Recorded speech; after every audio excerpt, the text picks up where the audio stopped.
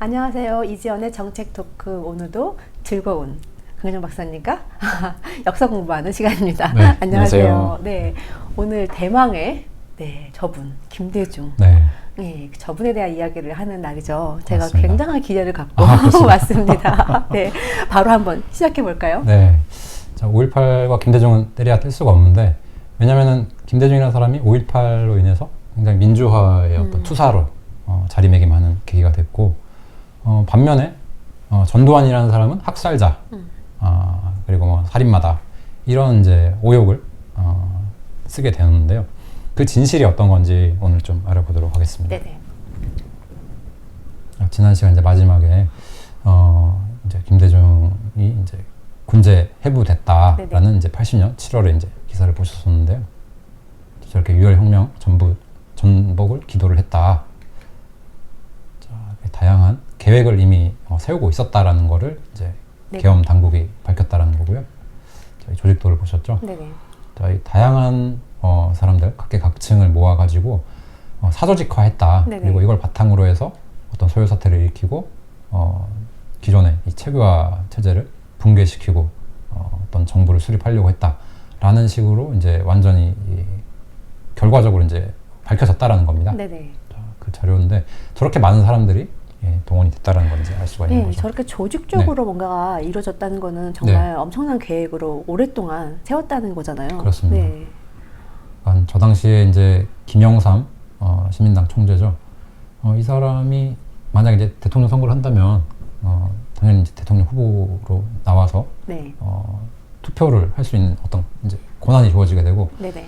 반면에 이제 김대중이라는 사람은 본인이 이제 시민당에 들어가서 합법적인 절차에 의해서 당선될 가능성이 희박했기 때문에 네네. 자 이제 재야 인사들을 모아서 본인의 어떤 이런 조직을 만들어서 네네. 민중혁명, 민중봉기를 통해서 정권을 찬탈하려고 했다. 이제 이런 식으로 저 당시에는 다 사람들이 인식을 하고 있었다는 겁니다. 그래서 이제 조직도 밑에 있는 이 기사가 좀 중요한데요. 살펴보도록 하겠습니다. 자, 이 정치 일정 변함없다. 계엄사 김대중 검거로 저해 요인 해소했다. 저 파란 박스 보시면 계엄 당국은 11.6 후에 사회 혼란은 김대중의 성급한 직권욕 때문이며 빚어진 것이며 국가 안보, 경제 발전, 정치 발전을 이룩하기 위해서는 김대중과 같은 사이비 정치인 혹은 민주의 가면을 쓴 적색 요소는 법의 심판에 따라 정치 영역에서 배제돼야 한다고 강조했다. 너무 잘 썼는데요. 네, 사실을 그대로 밝혀서 이렇게 이야기를 한 겁니다. 그러니까 민주의 가면 썼다. 항상 민주를 부르짖는 자들을 보면은 오늘날에도 똑같은 이야기예요. 네. 저렇게 가면을 쓰고 했었는데 저 사실들을 우리 많은 국민들이 잊어버리고 어떻게 저런 사람을 다시 대통령으로 만들어줬는지 참 안타까울 따름입니다. 네. 그래서 우리가 역사를 바르게 공부해야 하는 이유가 여기에 있는 거죠. 네. 자, 그리고 8월에 이제 경향신문인데요. 김대중과 한민통. 자, 이 한민통이 이제 반국가 단체입니다. 네네. 제1 한국 이 민주회복 통일촉진 국민연합 뭐 이런 식의 이제 이름을 가지는데요. 이 조직의 이제 수괴가 네. 김대중이었다. 네네. 73년 8월 15일 의장으로 이제 이미 청거가 됐고, 네네. 본인은 나중에 이제 뭐 발뺌을 했지만 그 상태로 이 80년 5월을 맞이한 거거든요. 그렇기 때문에 이미 반국가 단체의 수괴였기 때문에 사형을 선고를 받은 겁니다. 네네. 자, 이제 계엄사 발표 자료를 살펴볼 텐데요. 자, 앞에 그 사진이고, 저 파란 박스를 보시게 되면, 자, 왼쪽에 67년 총선 때 간첩과 접촉했다. 73년 북계 노선을 지지하는 한민통에 발기를 했다. 저 73년 8월 15일부터 이제 의장이 되는 거거든요. 네네. 그러니까 간첩과도 접촉을 한 사람입니다. 네. 국회의원이 되기 위해서. 자, 이런 이제 물증들이 다 밝혀져 있고요. 자, 여기서도 이 5.18의 동기미 목표가 11.6 사태가 집권을 위한 절호의 기회로 보고 학생 선동, 대중교합, 민중봉기, 정부 전복. 자, 그리고 수정 방법은 이 국민연합 등을 사조직화하고 복학생을 포섭, 학생 소요 사태를 유혈 폭력화하며 정부 전복 후 과도 정부 수립 계획. 그래서 자신의 이 섀도우 캐비넷 그런 내각을 이미 다 꾸리고 있었습니다. 네, 이런 걸 이제 다 밝혔고요.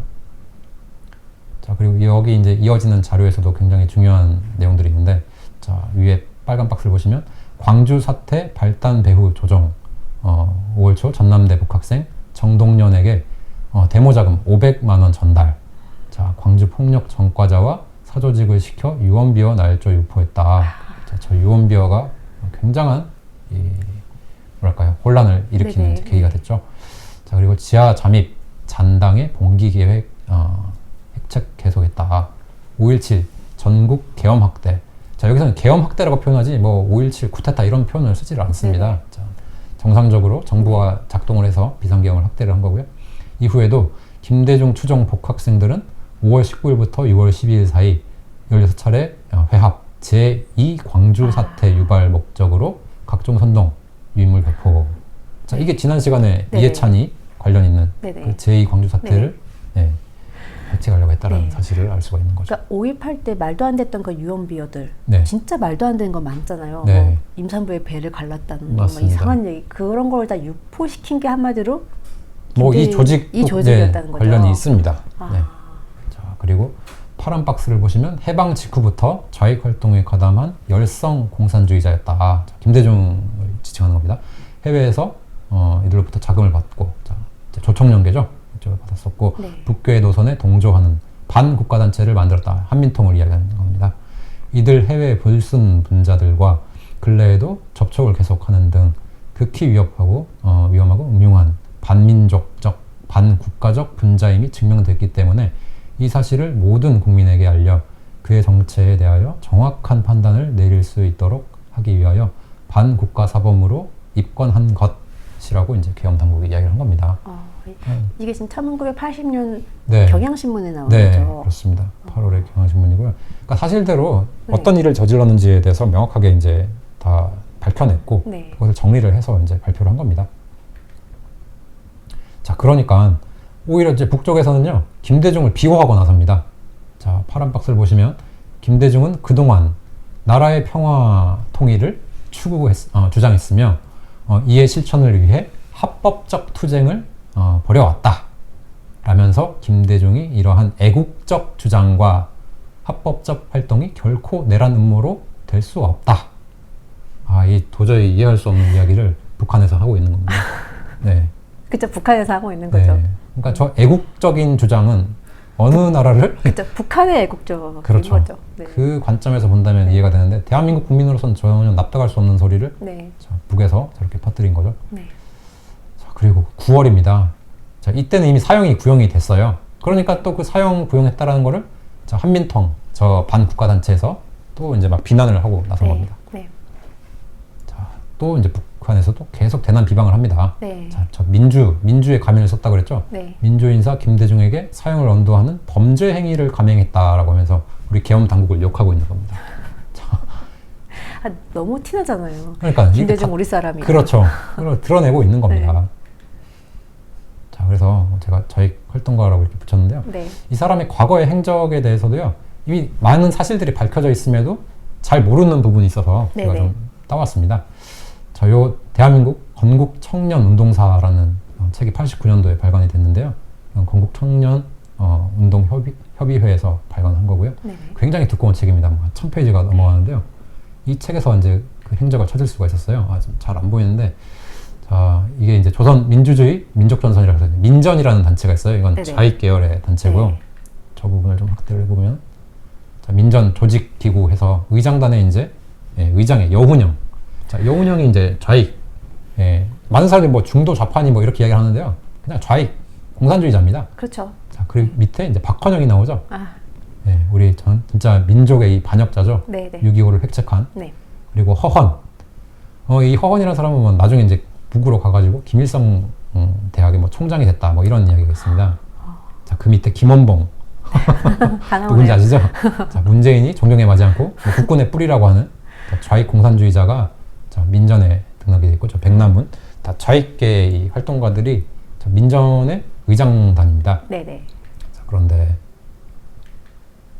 자, 이 부분에서 김대중을 찾을 수 있다라는 거죠. 네. 자, 김대중도 여기 어쨌든 집행위원으로 되어 있네요. 잠시만요. 왼쪽은 중앙위원이라고 되어 있습니다. 네. 중앙위원 중에 한 명으로서 이제 있다라는 거를 밝히고 있고요. 자, 이 책은 이제 김영욱 중앙정보부장을 지냈던 김영욱이 이 공산주의 활동과 실제라는 책을 썼는데요.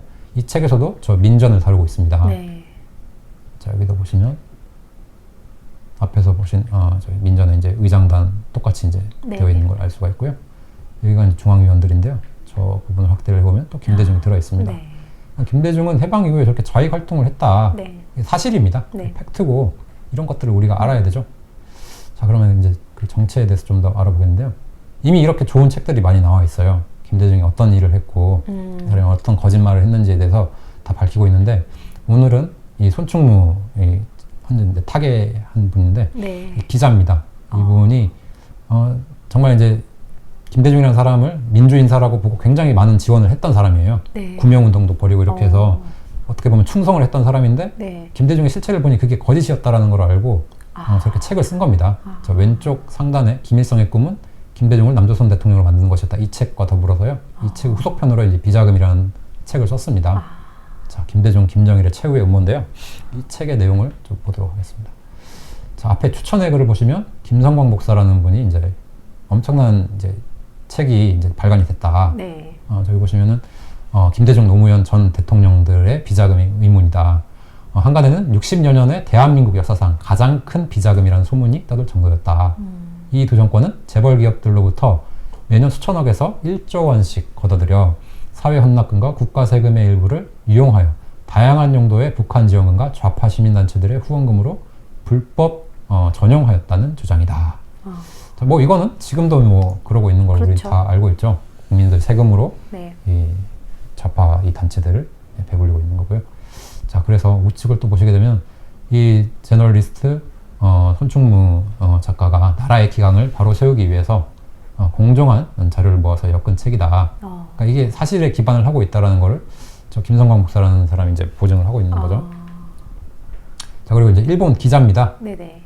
이 기자도 이 손충무 기자와 좀 친분이 있는 사람인 것 같은데요. 일본에서 2002년 10월에 이 발행됐던 김대중, 김정일 최후의 음모 일본어판이 이제 한국어로, 그러니까 일본에서는 2002년도에 발간된 책이에요. 네네. 근데 이 책이 2010년도에 한국판이 나오게 되는 거거든요. 네. 자, 그리고 우측에 보시면 그는 이렇게 말했다. 여러분, 6.15 평양선언이 어떻게 이루어진 줄 아십니까? 김대중이 김정일에게 현대건설을 통해 8억 달러라는 엄청난 국민들의 혈세를 국민도 모르게 보내서 이루어진 것입니다. 자, 그런 사실에 충격을 받은 미국 정부는 김대중 정부에게 2번이나 위험 경고를 보냈습니다. 자, 그러니까 이런 일들이 있었는데도 불구하고 정말 저 6.15 남북 네. 선언을 통해 가지고 마치 진짜 평화, 통일이 올 것처럼 엄청난 쇼를 했다라는 거죠. 네. 자, 그런 사실들을 낱낱이 밝히고 있습니다. 자, 그 책의 1장, 김대중은 좌파 공산주의자다. 그리고 노무현 대통령이 이제 후임이 됐잖아요. 네. 자, 김정일은 금강산자락의 축 노무현 남조선 대통령 당선, 위대한 남조선 빨치산의 영웅 권오석 동지의 딸, 청와대 입성. 자, 권양숙, 그렇죠. 네. 노무현의 부인을 이야기를 하는 거죠. 자, 청와대 입성이라는 커다란 플랜카드를 걸었다. 야. 자, 저런 식으로 북한에서 대환영을 했다라는 거죠. 자, 그리고 이후에도 14 남북 공동선언을 또 했습니다. 자, 김대중은 평생 김일성에게 바다보다 더 넓은 은혜를 입었다. 자, 그러니까 북한에서 그렇게 비방을 했던 겁니다. 사형이 선고가 되니까. 네, 네. 그렇죠. 그만큼 공들였는데. 네. 네. 아깝잖아요. 네. 자, 김일성과 김대중은 형제 같은 사이. 자, 스위스와 싱가포르에 10억 달러를 빼돌렸다. 자, 어떤 돈을 저렇게 빼돌렸는지. 자, 그리고 99년 7월부터 북한 방송 구국의 소리에서 김대중 역도의 부정부패 행위를 고발한다. 자, 같은 편인 줄 알았는데 왜 저런 거를 방송을 해야 될까요? 북한에서. 자, 저 구국의 소리. 저는 이제 대남 네. 선전 방송인데요. 99년 7월부터. 네. 그러니까 대통령이 된 이후입니다. 대통령을 비방하는 거예요. 네. 그렇게 공들여갖고 대통령 됐는데. 자, 비방- 어떤 이유로 이렇게 했을까? 그러게요. 자, 보시죠. 자, 그러면서 이러한 사실들을 다 그 방송을 통해서 송출을 했다라는 건데요. 자, 저기 김대중은 뭐 해방전 일본 놈 상선회사에서 경리부 사원으로 일했다. 그러니까 친일파다 뭐 이런 친일파자. 이야기를 하는 거고요. 뭐 여당 뭐 이렇게 재벌로부터 돈을 챙겼다. 공천장사했다.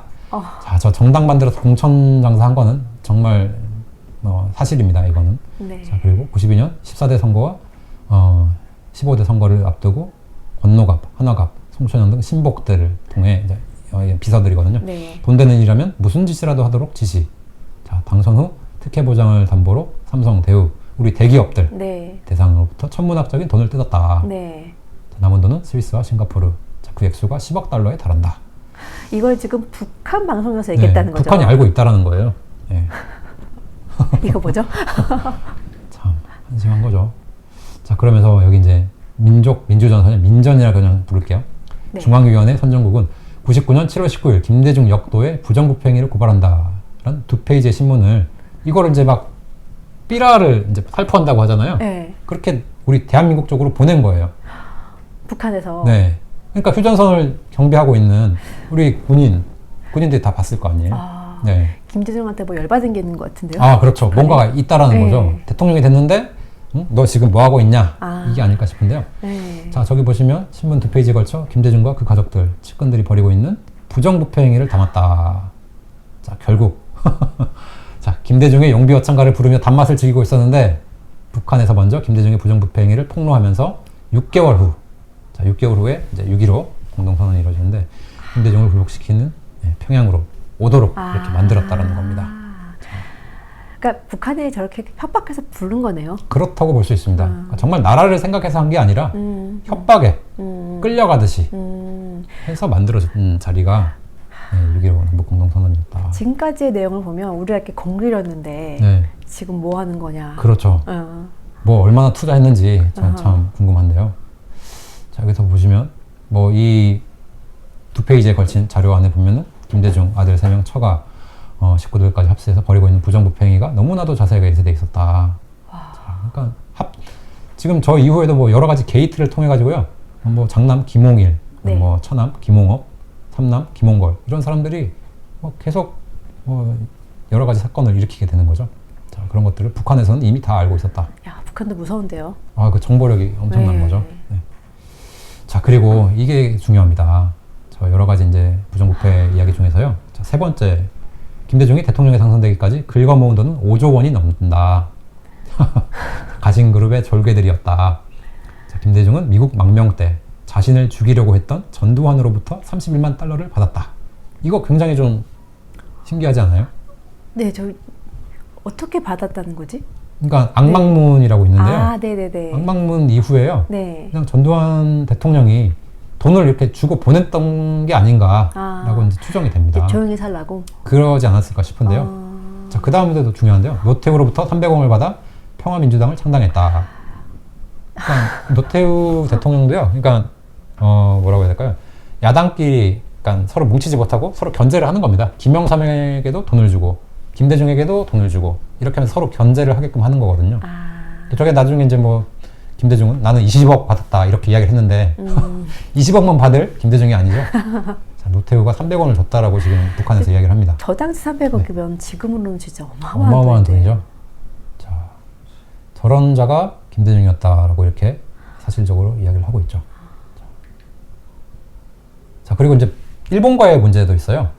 일본과 어떻게 보면 이제 김대중이라는 사람이 그 외교적으로 일본과 네. 어떤 한 단계 더 높은 어떤 차원을 이뤘다 이렇게 이야기를 하는데요. 네. 실제로는 저렇다는 겁니다. 자, 일본 경시청이 저 위쪽에 보면은 조청년 내지는 이제 한민통 네. 이런 여러 가지 일들의 비밀 장부를 다 압수를 했어요. 네네. 그러니까 김대중이 북으로부터 어떤 지원을 받았는지를 이미 일본은 알고 있지만 일본 경시청이 입을 다문 것은 김대중이 대통령 시절 독도 근해 황금어장을 일본에 넘겨주었기 때문에 정부의 외부 유출을 막고 있었지만 소문은 널리 퍼져 있었다. 독도 근해 황금어장을 일본에 넘겨주었기 때문에 그렇죠. 이거를 지금 국민들이 진짜 모르는 것 같아요. 그렇죠. 네. 국익을 팔아 넘긴 자가 바로 네. 김대중이다. 네. 지금 독도 가지고 얼마나 반의를 하고 있어요. 그렇죠. 네. 그 실체가 바로 이 김대중인데 그거는 다 눈을 감아버리고 다른 이야기를 하고 있죠. 자, 이제 김대중 5.18 때 그러니까 이런 자가 김대중인데 5.18 때 판결문을 우리 확실히 통해서 이 사람이 무슨 일을 했길래 사형 선고를 받았고 그걸 통해 가지고 5.18에 무슨 민주화 투사처럼 이렇게 둔갑이 되는지를 네네. 알 필요가 있다는 겁니다. 자, 이 판결문은 당시 이제 계엄하에서 6본 계엄보통 군법 회의에서 선고된 이제 판결문입니다. 여기 보시면 이제 피고인 김대중 등 24명 네. 내란 음모 등 사건이라고 돼 있어요. 네. 자, 이 네이밍이 좀 중요한데 제가 이제 5.18 민주화 운동자료 총서에서 따온 거고요. 자, 보시게 되면 첫 줄에 빨간 박스 안에 국가보안법 위반 등으로 되어 있죠. 네. 그리고 사형 사형. 되어 있습니다. 근데 나머지 사람들은 내란 음모 등으로 이제 땡땡이 되어 있어요. 네. 그러니까 김대중이라는 사람은 내란 음모도 했지만 국가보안법 위반을 했기 때문에 사형이 선고가 된 거예요. 그러니까 무슨 민주화 운동을 하고 뭘 하고 해서 사형을 선고받은 게 아니라 한민통의 수장이었기 때문에 네. 국가보안법에 의해서 사형이 선고가 된 거죠. 네. 네. 그러니까 이러한 사실을 알아야 되는데 지금 무슨 뭐 5.18 하면은 김대중이 뭐 민주화 운동 투사다. 자, 이런 말 같지도 않은 말을 네. 사실이냐 하고 있는 게 문제라는 거죠. 자, 그리고 자, 이 국가보안법 나왔는데요. 당시 62년도 이제 시행되는 국가보안법입니다. 네네. 정부를 참칭하거나 국가를 변란할 목적으로 결사 또는 집단을 구상한 자. 저걸 했잖아요. 네. 그게 바로 제1한민통이고요. 네. 그 수괴가 바로 김대중이었기 때문에 사형이 된 겁니다. 네, 그렇죠. 네. 자, 그리고요. 이게 판결문이고요.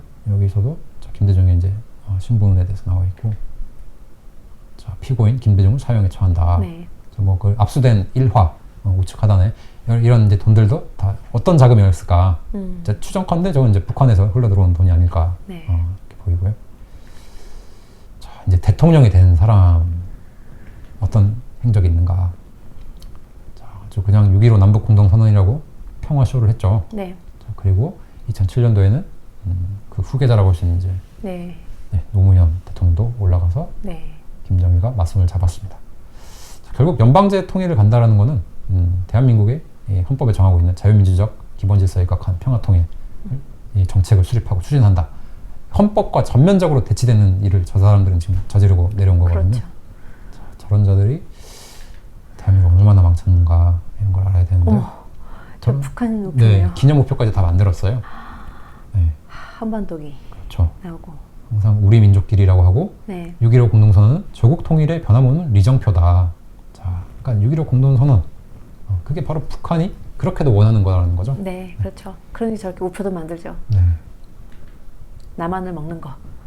자, 또 이제 시간을 거슬러 올라가면은 네. 자, 김구라는 사람을 떠올리지 않을 수가 없는데요. 네. 자, 김구는 일제시대 때 항일 운동을 했습니다. 네. 하지만 대한민국 건국과는 아무런 상관이 없고 그렇죠. 오히려 저렇게 김일성에게 놀아놨다. 네. 자, 그런 사람이 바로 김구다라는 거를 이렇게 우표가 증명해주고 있습니다. 네. 자, 그리고 이렇게 93년도 8월 15일에 조국 통일상 수상자라고 해서 이런 사람들에게 기념 우표가 만들어졌어요. 자, 김구 아래에 있는 저 김종태는 통일혁명당의 당수죠. 자, 반국가단체 수괴였던 김종태는 사형을 선고받고 집행이 됐죠. 네. 자, 그런 사람들보다도 동격이 아니라 낫죠. 20전짜리가 바로 김구예요. 네, 그러네요. 그 정도의 수준이다.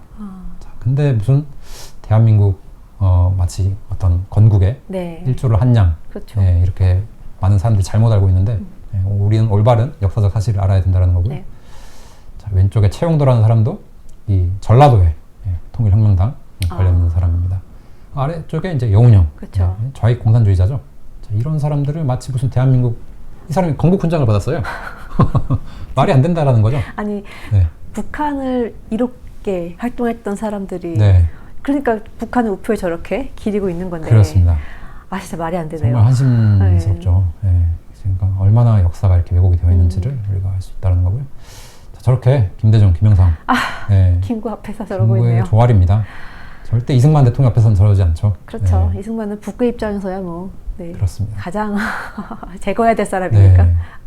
그러니까 저분들이 뭐 그러니까 김구라는 사람도 공산주의자는 아니에요. 민족주의자라고 이제 볼 수가 네, 있는데 네. 그 민족주의자라는 걸 어떤 관점에서 내가 이해하고 사용하느냐가 네. 문제인데 민족주의, 민족을 앞세우다가 흥왕한 나라는 없어요. 그렇죠. 네. 네. 저 이제 김구의 민족주의를 맹신하고 있는 사람들이 있는데 네. 그거는 결국 대한민국과 연결이 되지가 않습니다. 네네. 네. 네. 또 네. 우리 이승만 대통령을 없애기 위해서 제거하기 위해서 김구를 또 맞습니다. 네. 김구를 많이 띄우게 되는 거죠. 전략적으로 띄우고 있기도 그런 하고. 겁니다. 네. 다 이용되는 거죠. 네. 이것도 어떻게 보면 시체팔이의 하나라고 볼 수가 있습니다. 네. 네. 자, 그리고 이제 2022년 광주의 이제 5.18 전야제의 모습인데요. 역시나 이제 한반도기가 나부고 있습니다. 네. 네. 자, 그리고 이 자리에서도요. 저 이제 김원중과 느티나무라는 그룹이 나와서 이제 연주를 하는데 뒤에 남북 공동선언문을 띄웁니다. 자, 이런 반헌법적인 것을 띄우면서요. 찬양을 하는 거죠. 저렇게 사인을 했던 것, 저렇게 맞손을 잡은 것. 자, 이게 우리가 가야 할 리정표다라고 지금 대신해서 이야기를 하고 있는 거죠. 리정표다. 정말 한심스럽지 않을 네. 수가 없는데요. 저런 것들을 모르니까 광주 시민들은 나와서 그냥 좋다고 박수치고 있습니다. 아, 자, 그리고 이거는 이제 김대중 컨벤션 센터의 김대중 홀인데요. 지팡이도 있어요? 뭐 온갖 것들을 저렇게 전시를 해놨어요.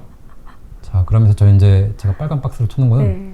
이제 우측부터 읽으시면 이제 행동하는 양심, 행동하는 양심으로 민주 회복, 조국 통일 이렇게 돼 있어요.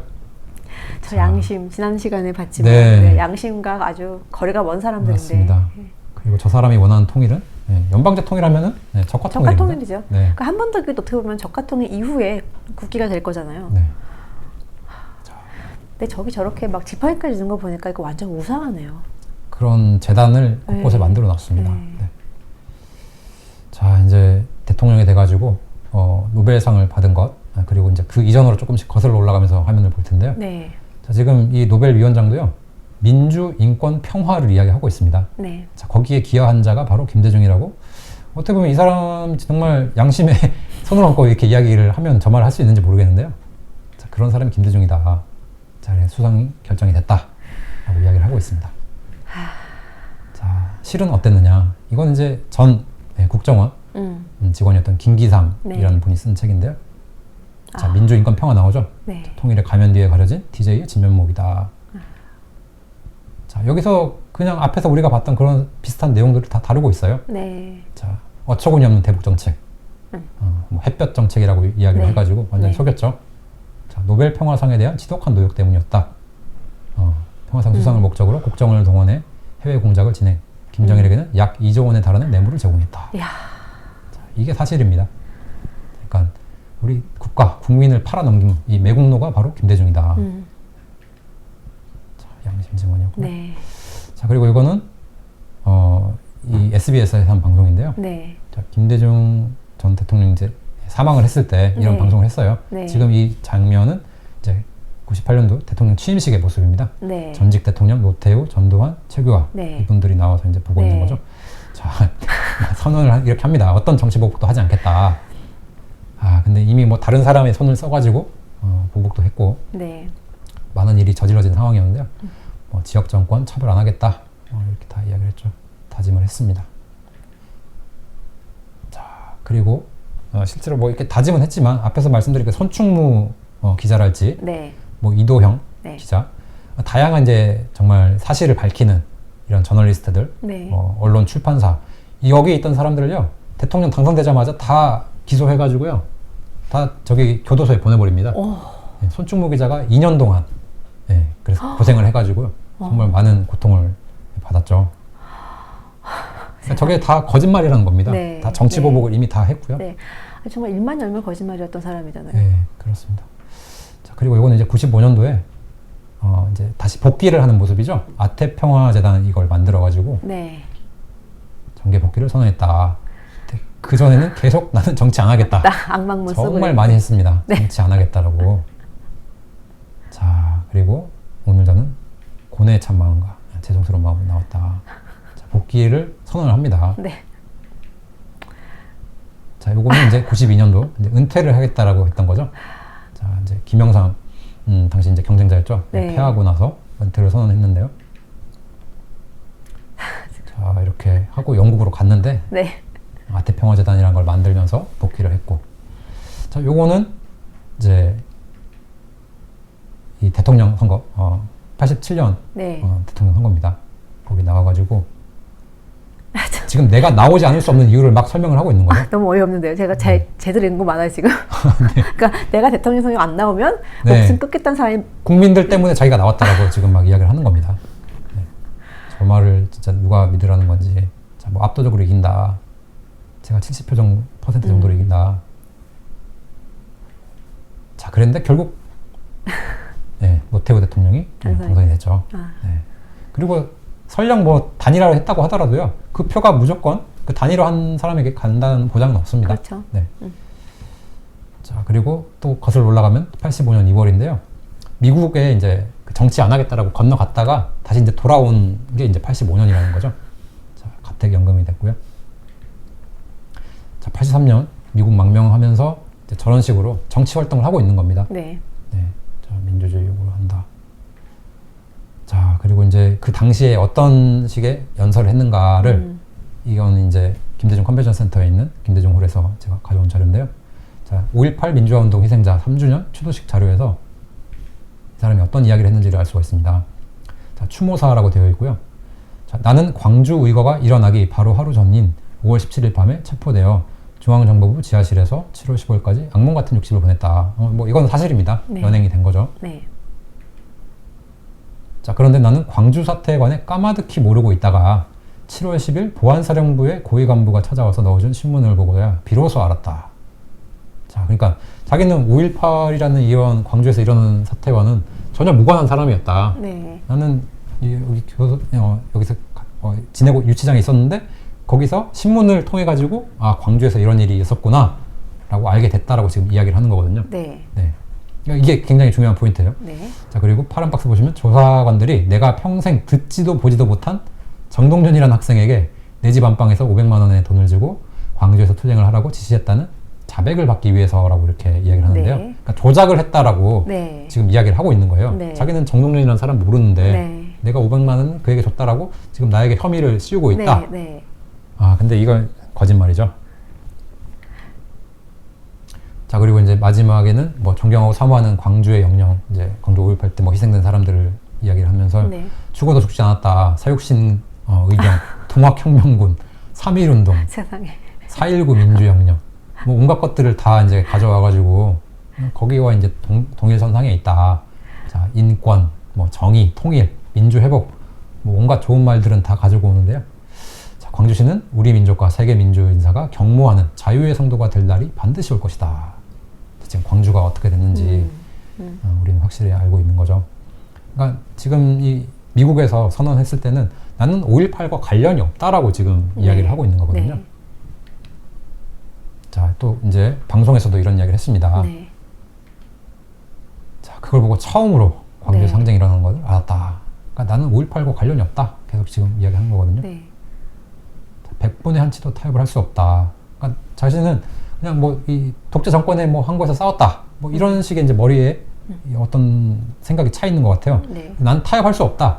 나는 끝까지 뭐 민주화를 위해서 싸우는 투사다. 자, 광주 시민들이 나를 위해 항쟁하다 죽었는데 내가 어떻게 이자들하고 타협을 하냐. 그런 생각이 아주 철석같이 들더라고. 이렇게 하면서 나는 타협하지 않은 사람이다 라고 지금 주장을 하고 있는 겁니다. 네. 자, 죽자 죽는 길밖에 없다라고 했는데요. 정말 죽는 길을 선택을 했는지 사는 길을 선택했는지 살펴보겠습니다.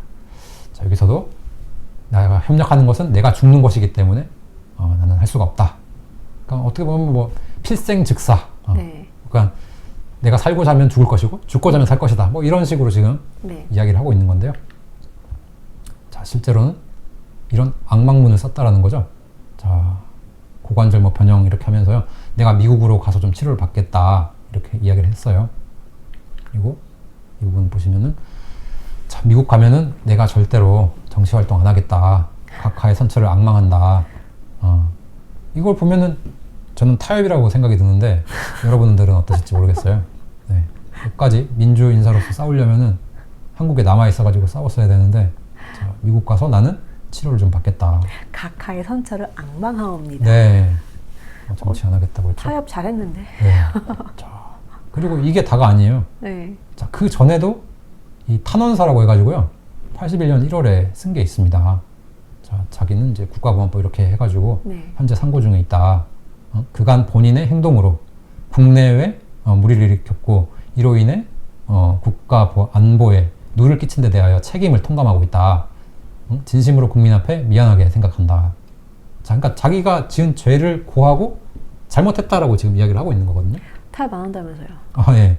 자, 앞으로는 자중자숙하면서 정치에는 일체 관여하지 않을 것이며 오직 새시대 조국의 민주 발전과 국가 안보를 위해 적극 협력하겠다. 전두환 대통령 각하의 특별한 아량과 너그러운 선처 있으시기를. 자, 이게 뭐 죽음을 각오한 건지 저는 도무지 인정할 수가 없거든요. 자, 이렇게 글을 써놓고도 뻔뻔하게도 미국에서는 저런 이야기를 했다는 거죠. 네. 얼마 안 가서. 네, 그렇죠. 자, 자, 이렇게 지장까지 다 찍었습니다. 네, 아 정말 양심은 아예 그냥 찾아볼 수가 없습니다. 찾아볼 수가 없네요. 네. 자, 그리고 이제 측근이었던 이제 함윤식 비서 내지는 이제 경호로서 이제 일을 했다라고 알려져 있는데요. 네. 자, 이분이 저기 이명인이라는 이게 기자와 함께 인터뷰를 진행한 네. 내용이 있어요. 자, 저 위쪽에 파란 박스 보시면 5.18 전후에서 김대중 씨와 가장 가까운 위치에 있었던 함윤식 씨였다. 네. 자, 이분이 이야기하기를 자, 5월 11일 정읍에서 선동연설을 했다. 자, 5월 11일 정읍연설 굉장히 중요한 건데요. 네. 이 연설을 하면서요. 당시 이제 동학제라는 그 모임에 이제 참여를 해서 연설을 한 겁니다. 네네. 저기서 뭐라고 이야기를 했냐? 쿠데타 이야기를 하거든요. 쿠데타가 아니라 그 게릴라전 이야기를 게릴라. 합니다. 예. 그러니까 도시 게릴라, 뭐 네. 농촌 게릴라 이런 이야기를 해요. 자, 그게 이제 선동이라고 충분히 볼 수가 있는 건데, 네. 그리고 이 방송 그 내용에 대해서는 우리 유튜브에 참깨 방송이라고 있어요. 네네. 거기 보시면 무슨 이야기를 했는지 그대로 다 나와 있습니다. 네. 일단 그걸 들으면은 마치 저 동학 혁명을 일으킨 동학 군들을 따라서 우리도 들고 일어나야 된다라는 식으로 들리거든요. 네. 자, 그런 거 한번 직접 들어보시면 좋을 것 같고요. 네. 자, 그리고 이제 녹색 박스 보시면 이제 그 정동연 이야기가 나오는 건데요. 자, 여기 보시면 정동연 씨와는 처음부터 전혀 모르는 사이라고 미국 갔다 와서 처음 만났다라고 이제 김대중이 이야기를 했다라고 하는데 네. 과연 그런가? 근데 측근에서 봤던 이 함윤식 씨는 그렇지 않다. 자, 우측 상단에 보시면 다만 제 기억으로는 정동연 씨는 분명히 5.18이 나기 전 동교동을 2번 다녀갔다. 이렇게 이야기를 합니다. 자, 그리고 정동연 씨뿐만 아니라 전남대와 조선대 학생대표 10여 명이 5.18 직전 2차례에 걸쳐 동교동을 다녀갔다. 자, 그 조직 체계도가 있었죠? 네. 거기에 정동연 밑에 전남대와 조선대 이렇게 다 표시가 되어 있었습니다. 네네. 자, 그리고 80년 당시에 김상현, 조현아 씨 등 측근, 참모들과 많은 사람들이 너무 강경 일변도로 나가면 군부가 개입할 비밀을 줄 수 있으니 당분간은 조용히 있는 게 좋겠다 했지만 김대중 씨는 행동하지 않는 양심은 양심이 아니다 라고 일축하면서 장외투쟁으로 치달았다. 네, 주변 참모들은 좀 네. 적당히 하자 이렇게 했었는데 네. 네, 이 행동하지 않는 양심은 죽은 양심이다. 이런 이야기를 하면서 네. 자, 그의 양심 때문에 자, 이렇게 5.18을 맞이했다 하는 거죠. 자, YWCA 집회에서 김대중 씨는 자, 토머스 제퍼슨 민주주의는 그 나라 국민들의 피를 먹고 자란다. 세상에. 무혈 사태를 네. 어떻게 보면 예고를 하는 거죠. 그렇죠. 네, 그런 것들 선동하는 거라고 또 볼 수가 있는 거고요. 자, 아래쪽에는 80년 5월을 민주운동의 결정적 시기로 보고 조성우, 심재권, 장기표, 이현배 씨 등 학생운동 출신자들에게 매달 20만 원씩 활동비를 지급했다. 자, 저런 돈이 다 어디서 나왔을까요? 그러게요. 네, 여러 돈 어디서 네. 이렇게 받아가지고 학생들에게 저렇게 줬는지. 자, 그래가지고 저런 이제 조직들을 다 만들었다는 거고요. 네. 자, 녹색 박스에 19일까지 시한부 선전포고. 그러니까 대한민국 정부에다가 너희들이 어떤 식으로 진행할 거냐, 응? 계엄 해제 안 하고 이렇게 하면은 무슨 일이 일어날지 모른다. 네. 응? 너희들이 19일까지 확답을 하지 않으면 실력 행사에 들어가겠다. 이런 이야기를 한 거예요. 자, 대한민국 정부를 상대로. 자, 그러니까 저거를 추종했던 세력들이 자, 분명히 그 어떤 그 계획되고 있던 네. 이런 일들을 네. 착착 준비를 하고 있었는데 네. 그게 과연 불이 어디서 댕겨지느냐. 네. 자, 이런 일촉즉발의 이제 상황을 만들고 있었다는 겁니다. 뭐 저기 자기는 5.18 사태를 그 감옥에 있을 때, 그러니까 군대에 있을 때 신문으로 처음 봤다면서요. 몰랐다고 했는데 지금 이걸 보면은 어떤 계획을 다 착착 진행했다라고밖에 설명이 되지 않습니다.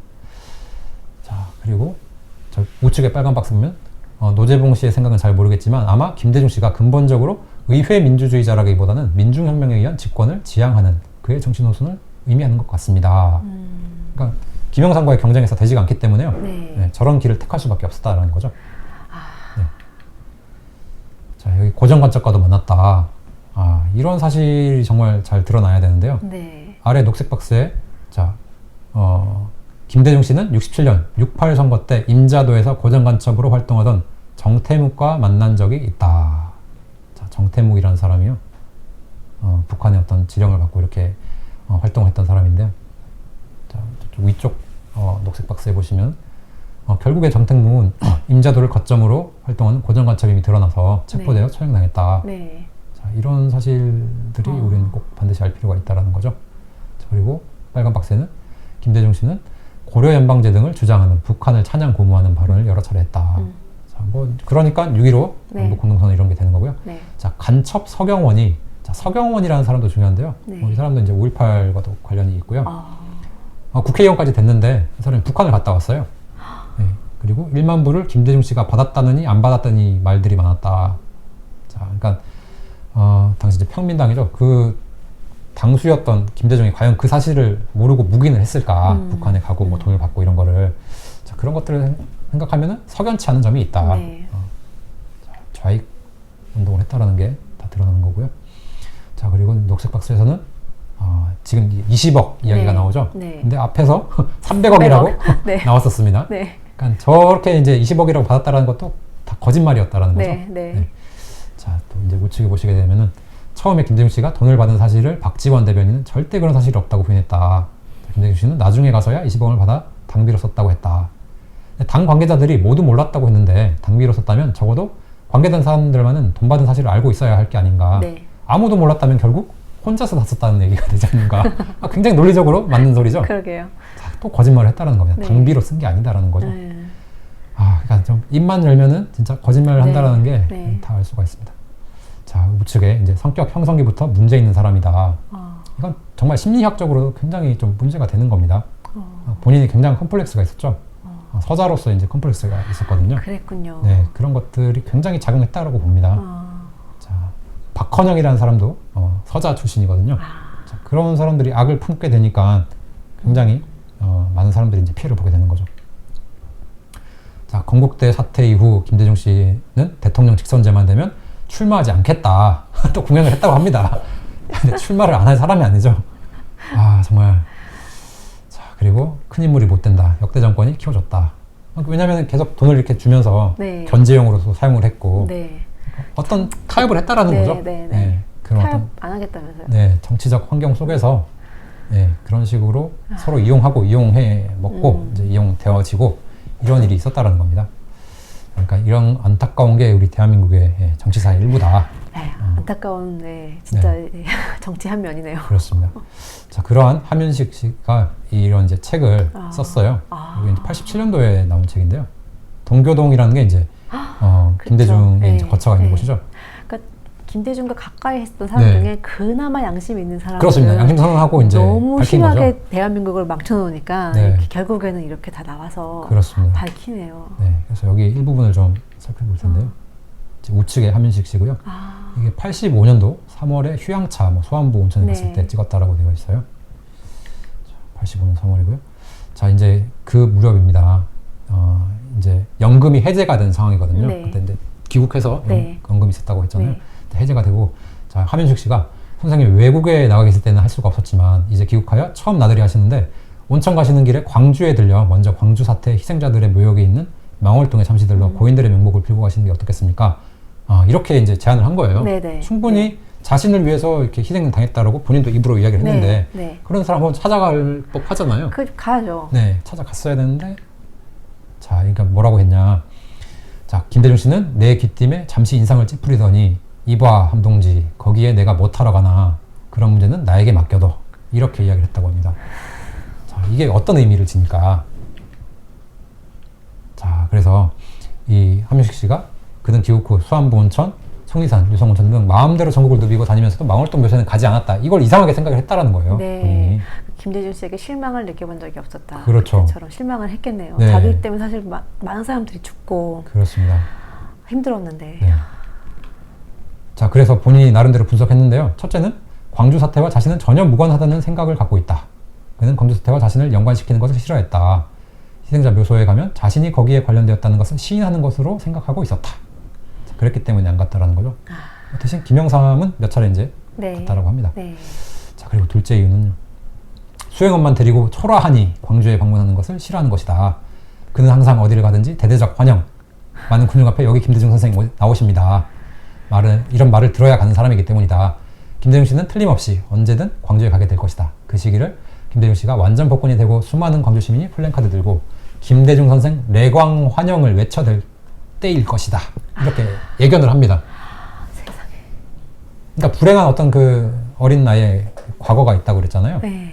그런 게 굉장히 작용을 하는 것 같아요. 자기는 어떻게 보면 큰 사람이고 막 환영을 받아야 되고 자, 그런 사람으로서 자랐기 때문에 그러니까 지금 광주를 가면 내가 환영을 못 받으니 지금 안 간다. 뭐 좀 그렇다고 약간 볼 수 있죠. 초라하게 가는 것보다 초라하게, 막 이렇게 환영해주고 그때 가겠다라고 했는데요. 정말 이 예견이 들어맞습니다. 자, 이게 이제 87년 9월의 기사예요. 자, 16년 만에 광주 목포를 방문하게 됐다라고 네. 되어 있죠. 자, 파란 박스 보시면 김고문 이제 김대중이고요. 네. 광주 방문을 앞두고 현지에선 김대중 선생 레광 준비위 돼 있죠. 준비 위도 필요해요. 홍남순. 자, 홍남순이라는 사람도 5.18과 관련이 있는데요. 네. 자, 홍남순이 재하와 종교계 중심으로 발족돼 범시민적인 환영 행사를 준비하고 있어 자연스럽게 대대적인 군중 집회가 이루어질 전망이다. 자, 저렇게 때문에 준비가 됐기 때문에 이제 가는 겁니다. 네. 자, 김고문은 오늘 8일 새마을 열차편으로 이제 광주에 도착해서 환영 행사 후 카퍼레이드까지 한답니다. 대통령이에요. 예, 망월동 5.18 노역 부상자 위로면담, 자, 개신교 천주교가 별도로 주관하는 김고문 환영 조찬 기도회까지. 이야. 그리고 화이도 선영을 둘러본 뒤 상경할 계획이다. 이야, 이건 무슨 이 정도로 카펫을 깔아줘야지 간다라는 거죠. 참 안타깝습니다. 이런 걸 보면. 자, 그리고 88년도인데요. 요거는 이제 청문회 자료입니다. 53일 구금이 불법이었다 뭐 이렇게 이제 주장을 하고 나오는데 네. 당시 계엄하에서는 과연 불법이었나 좀 의문을 품지 않을 수 없고요. 자, 여기 이 청문회에서도 굉장히 여러 가지 이야기가 오가는데요. 네. 자, 여기 이제 제가 저 질문하는 의원들의 이런 이름들은 좀 생략을 하겠습니다. 네. 자, 정 씨라는 분이 여기 이제 재판에 이제 관련된 사람이고 이분이 재판관 중에 한 명으로 지금 추정이 되거든요. 네. 자, 문 목사, 자, 문익환 목사입니다. 그렇죠. 지금 사형이 선고가 됐는데 네. 김대중 씨한테 나에게 김대중 씨의 국가보안법 위반 부분을 빼달라고 했다. 한민통은 국가보안법 1조 1항에 저촉되는 것으로 여기에 저촉될 경우 사형밖에 없었다. 내란 음모죄는 그보다 훨씬 가벼웠다. 그러니까 내란 음모 등의 사건으로 되지만 네. 김대중은 국가보안법 위반이라는 네. 거죠. 김대중 씨의 경우 국가보안법 위반이 주된 범죄다. 김대중 씨가 며칠 후 나에게 적용 법조를 보여달라고 했다. 김 씨는 모시 옷을 입고 있었는데 돋보기를 꺼내 읽어보더니 안색이 창백해졌다. 김 씨는 나는 목숨만 살아있으면 제기한다. 주권은 제기할 수 없다. 사형만은 면하게 해달라. 애걸했다라고 합니다. 자, 나는 죽기까지 불사하겠다라고 그렇죠. 이야기를 했다라고 돼 있는데 애걸했다라고 합니다. 거의 이순신 장군 빙의하는 네. 발언을 했는데. 자, 그리고 또 나오죠. 나는 광주민주화운동에 대해서는 몰랐고 50여일 후 그 내용에 들었다. 계속 이야기를 합니다. 나는 광주랑 몰랐어. 자, 배후 조정했다고 하는데 점점점 되는데. 자, 결국 지금 생각해보니 정동연 씨에게 500만 원 준 것 때문에 문제가 되는 것 같은데 500만 원을 갖고 내란을 일으킬 수 있겠는가. 당시 500만 원 부분에 대해서는 크게 신경을 안 썼다. 자, 그리고 김대중 씨는 학생들이 오면 고생했다며 5만 원이나 10만 원씩 주곤 했다. 그런 차원에서 500만 원 부분을 생각했다. 그 돈이 광주 사태의 배후 조정면에 연관됐다고는 생각 안 한다. 김 씨는 500만 원 준 것을 검찰 단계에서 시인했으나 500만 원 때문에 광주 항쟁이 일어났다고는 생각지 않는다. 자, 이거는 이제 개인의 생각이니까요. 근데 어쨌든 그 돈이 학생들에게 이제 들어갔다라는 네. 건 사실입니다. 사실이네요. 네. 자, 여기서도 김문호 의원이 김대중 씨가 살려달라고 애원했다고 하는데 애원이 아니라 사정했다. 자, 이렇게 사실대로 다 이야기를 합니다. 자, 살아만 있게만 해달라. 네. 죽으면 제기를 못한다. 그러니까 애걸복걸했다라는 거죠. 네. 자, 그게 사실입니다. 자, 여기서도 북한과의 이제 관계를 입증하는 거죠. 자, 46년 6월 16일 민주청년동맹, 네. 목포시 지부 간부, 이러이러한 사람들이 목포시 지부의 활동에 적극 찬동했다. 네. 그냥 좌익 활동을 해방 이후 쭉 해온 사람입니다. 네. 자, 그리고 아래 이제 또 정태묵 이야기도 나오죠. 네. 다 사실이라는 거고요. 자, 여기 또 정신은 500만 원 부분, 수수 부분은 전체적 내란 음모 사실의 일부분이다. 그것을 빼더라도 내란 음모 사건 성립에는 큰 영향이 없다. 그러니까 500만 원 학생한테 주고 안 주고 보다는 그거 말고 여러 가지 조직 체계를 만들고 그렇죠. 이 자기의 그 내각도 다 꾸리고 네. 이런 것들로 봐서는 이거는 내란 음모 사건에 충분히 성립이 되고도 남는다. 네. 자, 그렇게 이야기를 하는 거죠. 네. 자, 이제 자, 김대중의 이 새치혀를 한번 살펴보겠는데요. 이 새치혀에 휘둘렸기 때문에 지금 대한민국이 엄청난 혼란을 맞이하고 있는 거죠. 자, 그 새치혀를 찾기 위해서 저는 이 홈페이지를 찾아갔는데 여기가 이제 5.18 기념재단 홈페이지예요. 네. 정말 시간 내가지고 한번 들어가 보시면 어떤 식으로 운영되고 있는지를 여러분들이 좀 확인을 해주셨으면 좋겠어요. 네. 정말 저는 그 어떤 단체, 그 어떤 뭐 기념관 홈페이지보다 이렇게 잘 돼 있는 거를 본 적이 없어요. 와. 저거 하나하나가 엄청난 방대한 내용을 가지고 있거든요. 네. 자, 일단 여기를 들어갑니다. 가면은 여기 하나만 해도 저렇게 이야. 다양한 콘텐츠들을 다 제공을 하고 있어요. 하나하나가 엄청난 방대한 양을 제공하고 있고요. 여러 가지 교육 자료 네. 만들어서 다 배포를 하고 있습니다. 자, 5월 학교라는 데를 가보면 자, 저렇게 이제 광주 뭐 초등생인지 모르겠는데 네. 학생들은 저렇게 5.18에 가서 고개를 숙인다라는 거죠. 그러니까 유치원 때부터 저렇게 교육을 받습니다. 네. 그러니까 5.18을 배우고 5.18은 정말 대한민국의 민주화를 위해서 희생된 네. 그 희생자들이었어. 이렇게 이제 생각을 하고 자라난다라는 거죠. 야, 저 교과서 자료 3, 4학년 중학교, 고등학교 다 있네요. 다 있습니다. 네, 다 저걸 가지고 공부를 합니다. 5월 학교 너무 섬뜩해요. 정말 네. 저 말 자체가. 아, 정말 안타까운데요. 네. 그러니까 솔직히 뭐 대한민국 건국, 뭐 8.15, 뭐 6.25 이런 걸 공부를 같이 하면 모르겠어요. 네. 그런 거 뒷전이고 무조건 5.18입니다. 자, 그러니까 저게 어렸을 때 저 머릿속에 들어가면은 저걸 바꾸기는 정말 어려운 그렇죠. 일이거든요. 자, 그런 게 지금 광주에서 일어나고 있다. 자, 이제 역대 정부 기념사예요. 자, 여기서 이제 다양한 자료들을 볼 수가 있는데 대통령들이 이제 5.18 기념사를 했던 것을 정리한 네. 공간입니다. 네. 자, 문재인 대통령도 있죠. 문재인은 세 차례 온 것 같아요. 17, 19, 20년도. 네. 자, 그리고 노무현 역시 네. 세 차례죠. 네. 왔었고. 자, 저는 좀 신기했던 게 그러게요. 박근혜는 대통령이랑 친구가 없어요. 없네요. 저는 좀 신기해서 뭐 실수로 빠뜨렸을 수도 있겠다 싶은데요. 뭐 어쨌든 저렇게 지금 돼 있다는 아니요, 겁니다. 의도적이죠. 네. 이명박은 대통령이 붙어졌네요. 자, 그리고 이제 2000년도에 자, 여기 자료가 또 굉장히 중요합니다. 자, 김대중이라는 사람이 대통령이 돼가지고 이 20주년 네. 자, 기념 식사에서 도대체 무슨 이야기를 했는가 자, 살펴보도록 할 텐데요. 자, 영원히 타오를 민주화의 불꽃이다. 이렇게 이제 시작을 합니다. 자, 존경하고 사랑하는 하면서 네. 저는 오늘 참으로 만감이 교차하는 감회 속에서 이 자리에 섰다.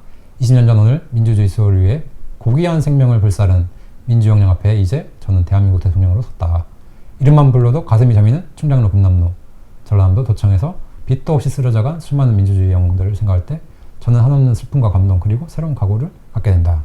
자, 나는 모른다라고 했었는데 나는 뭐 광주랑 관계없어라고 했는데 뭐 어쨌든 지금은 이렇게 이야기를 하죠. 자, 그리고 이건 이제 마지막 부분이에요. 자, 이렇게 이제 끝을 맺게 되는데요.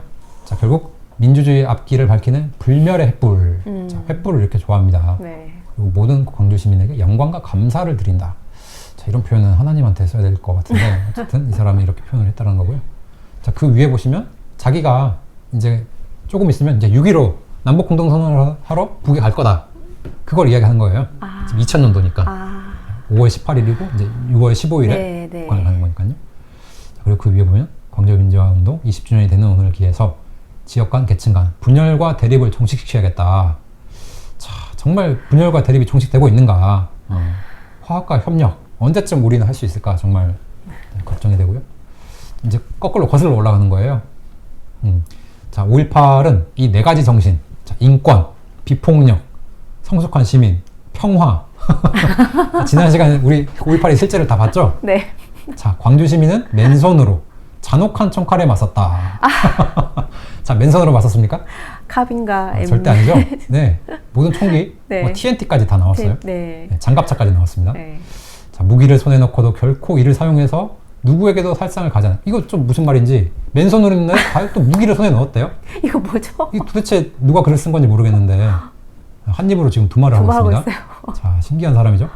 자, 공권력의 공백 속에서도 광주에는 단 한 건의 약탈이나 방아도 없었다. 정말 광주에 대해서 너무 모르죠. 무질서도 없었대요. 네.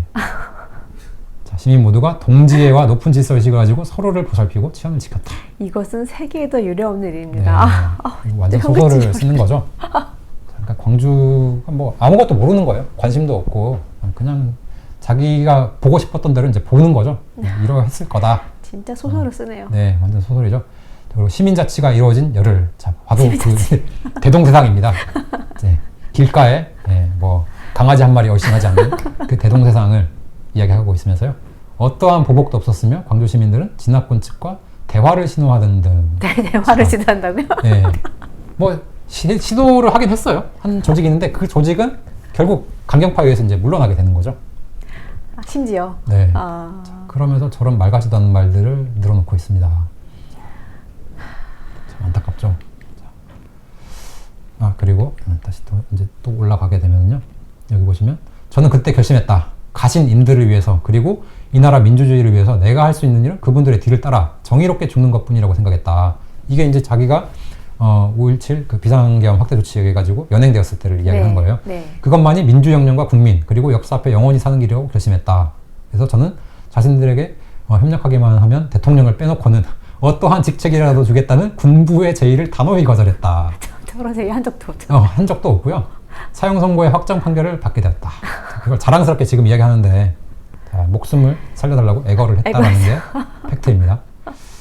자, 민주주의의 커다란 성취, 위대한 광주의 정신이 살아서 승리한 것이다. 자, 그러니까 자신이 취임한 게요.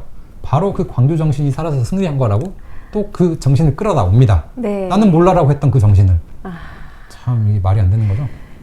정신적으로 문제가 있는 것 같아요. 상당한 문제가 있는 사람이죠. 자, 결국 광주는 민주주의의 성지가 됐다라고 얘기하면서 자, 여기서도 제가 광주의 비극을 처음 알게 된 것 또 나오죠.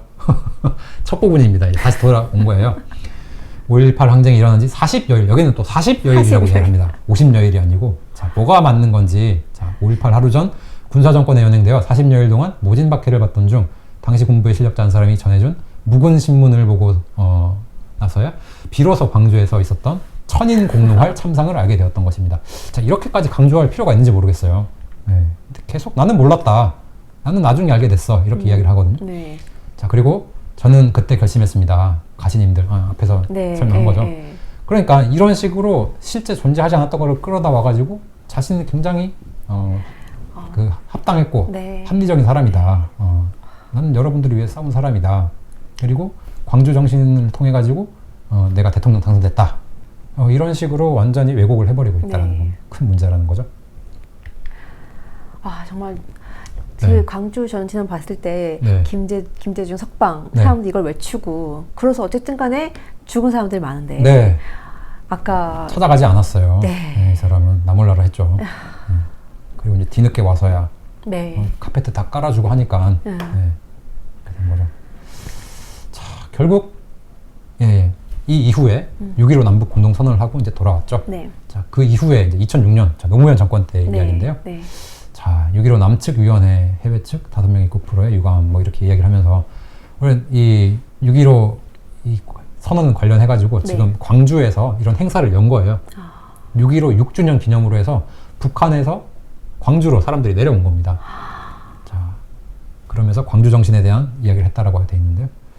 자, 가운데 보면 이제 백낙청이 있죠. 저런 행사를 했다라는 거예요.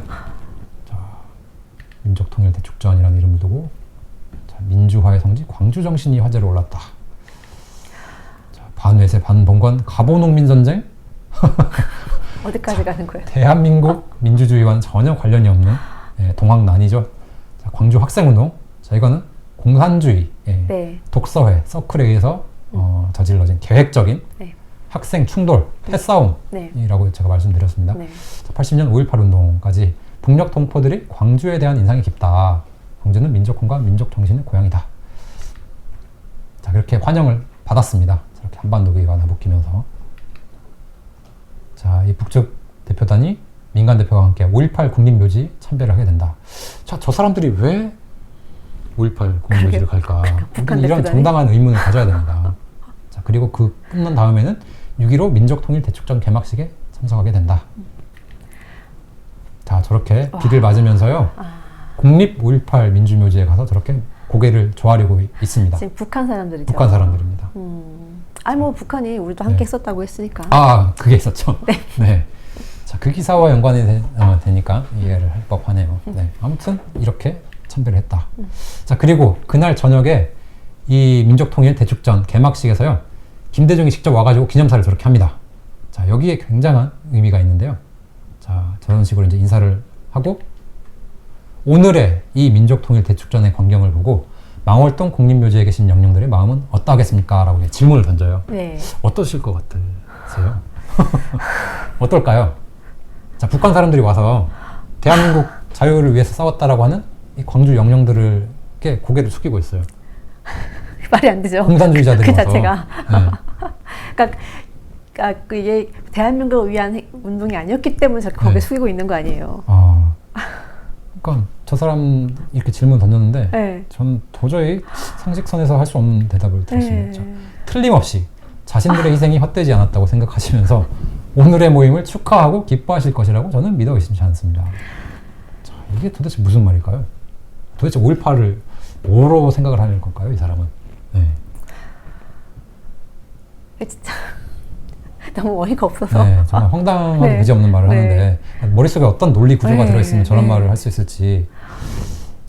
그러니까 상식적으로는 정말 이해가 안 돼요. 네. 그런 말을 그렇게 했다라는 거죠. 네. 자, 그리고 또 민주, 평화, 통일 네. 뭐 이런 이야기를 또 계속 합니다. 네. 또 광주 정신을 계승했다. 그러니까 광주 정신을 계승한 게 바로 6.15 남북 공동 선언이다라고 이야기를 하는 거거든요. 자, 6.15 남북 공동 선언은 반 헌법적인, 반 국가적인 일인데 네. 그것과 광주 정신이 그럼 같다라는 걸 이야기하는 겁니다. 네, 네. 네. 네. 참 황당한데요. 저런 이야기를. 자, 그리고 통일은 민족의 지상과제다. 그런데 흡수 통일을 안 하겠대요. 자, 자유민주적 기본질서에 입각한 통일은요, 흡수 통일입니다. 그렇죠. 자, 근데 뭐 이만하면 됐다고 합의될 때 평화적으로 통일. 그런 말 같지도 않은 소리를 합니다. 야. 네. 허상이죠, 허상. 네. 저런 통일이 존재할 수가 없죠, 이 세상에. 네. 네. 네. 그러니까 연방제를 고려하고 있었기 때문에. 네. 네. 연방제를 이야기를 하는 거죠. 네. 자, 통일 같은 거는 이만하면 됐다고 합의를 할 수가 없는 사안입니다. 네. 저런 기본적인 생각도 없이 저런 말을 내뱉는다는 게 고개가 절로 막 이렇게 정말 한심스럽습니다. 네, 저런 사람이 대통령이라는 게. 자, 이거 봤던 거네요. 네. 그래서 이게 2002년 저기 네. 이제 그 민족 저기 광주대학교라고 있죠. 네. 광주대학 학생들입니다. 자, 5.18 정신 계승에서 한 청년을 자유케 해라. 자, 한반도 평화 실현 북미 불가침 조약 체결하라. 자, 공동선언 역행하는 국가보안법 철폐하라. 그러니까 이게 참 왜 저렇게 또 죄수복을 입고 저러고 있죠? 모르겠습니다. 저게 무슨 옷인지. 네, 네. 그러니까 공동선언 자체가 네. 반헌법적이잖아요. 네. 그 반헌법에 역행하는 국가보안법을 철폐하라라고 저렇게 이야기를 하는 거죠. 정확하게 북한 입장이네요. 네, 그러니까 북을 대변하는 사람들이 바로 이 사람들이라는 네. 거고요. 네. 저 뒤에 이제 빨간 네모에 보시면 자 5.18에서 6.15까지 똑같은 이야기를 하고 있습니다. 네. 5.18 정신을 계승해서 6.15 남북 공동선언을 했다. 자, 그러니까 그 통일은 결코 대한민국이 지향하는 통일이 아닌데 네. 5월에서 통일로라는 그런 회개한 구호가 외쳐지고 있는 것이 광주라는 거죠. 그렇죠. 5월에서 적화통일로죠. 네. 정확하게. 참 안타까운 일인데요. 자, 결국 저게 이제 35주년 기념 행사였었는데요. 저 지금 김정일하고 네, 김대중이 횃불을 들고 저렇게 행진을 하고 있습니다. 자, 저희 젊은 청년들이 학생들이 저렇게 뒤를 따르고 있죠. 자, 그러니까 안타깝습니다. 세상에. 예, 김대중의 그 새치혀에 놀아나는 사람들이 예, 저렇게 자신의 인생이 망가지고 있는 것도 모르고 저렇게 따라다닌다라는 네. 거죠. 자, 그러니까 김대중이라는 사람이 오늘 이 시간들을 통해서 어떤 거짓말을 했고 네. 또 이 5.18이라는 걸 어떤 식으로 또 이용하고 네. 또 북한과의 6.15 남북 공동선언까지 진행됐는지 네. 그리고 그 과정에서 어마어마한 뭐 우리 혈세를 네. 드리고 여러 가지 공작을 하고 이런 일들을 오늘 접하게 된 거죠. 제가 자료를 보고 박사님한테 와, 정말 너무 어마어마한데요 그랬더니 박사님께서 이거는 빙산의 일각이다 라고 말씀하셨는데 그렇죠. 네. 진짜 어마어마한 일들이 있었는데 우린 네. 너무 아무것도 모르고 살았던 것 같아요. 맞습니다. 되게 김대중 대통령 그 당시에 김대중 대통령 말도 하기 싫은데 예. 사실 우리 젊은 사람 생각하는 거는 그 월드컵밖에 없거든요. 네, 맞습니다. 네. 너무 안타까워요 정말. 네.